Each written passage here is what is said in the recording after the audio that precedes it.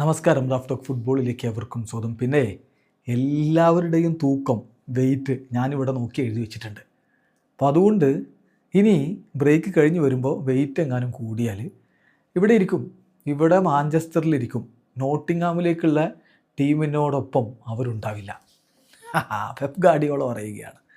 സിറ്റിയുടെ അടുത്ത കളി നോട്ടിംഗ്ഹാം ഫോറസ്റ്റിനെതിരെ എവേ മത്സരമാണ്. ഡിസംബർ 27 ഇന്ത്യൻ സമയം വൈകിട്ട് 6 മണിക്കാണ് ആ കളി.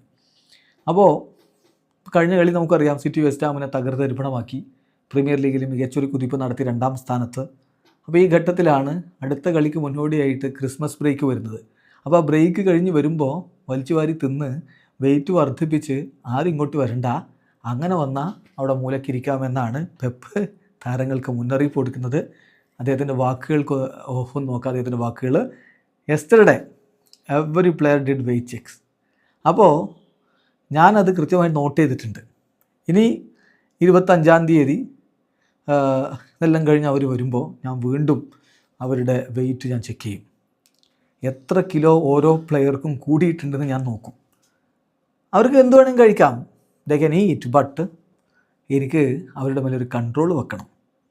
നിങ്ങളൊന്ന് ഇമാജിൻ ചെയ്ത് നോക്കുക, ഒരാളിപ്പോൾ നല്ല പെർഫെക്റ്റ് ആയിട്ടുള്ള രൂപത്തിൽ പോയിട്ട് തിരിച്ചു വരുമ്പോൾ കൂടുതൽ ഒരു 3 കിലോ കൂടി തിരിച്ചു വന്നാൽ എങ്ങനെ ഉണ്ടാവും?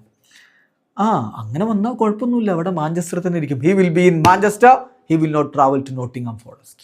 ഇതാണ് പെപ്പ് പറയുന്നത്.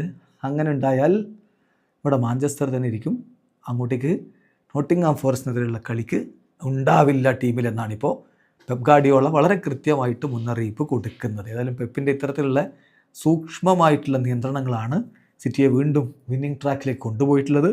17 കളികളിൽ നിന്ന് 37 പോയിൻറ്റുമായിട്ട് സിറ്റി ഇപ്പോൾ 2ാമതാണ്. അത്രയും കളികളിൽ നിന്ന് 39 പോയിൻറ്റുള്ള ആഴ്സണലാണ് 1ാമത്. 2 പോയിൻറ്റ് വ്യത്യാസമേ ഉള്ളൂ. ശ്രദ്ധിക്കുക. വീഡിയോ അവസാനിക്കുന്നു. ഫുട്ബോൾ ലോകത്തെ കൂടുതൽ വിശേഷങ്ങളുമായി റാഫ് ടോക്സ് എഴുതാം.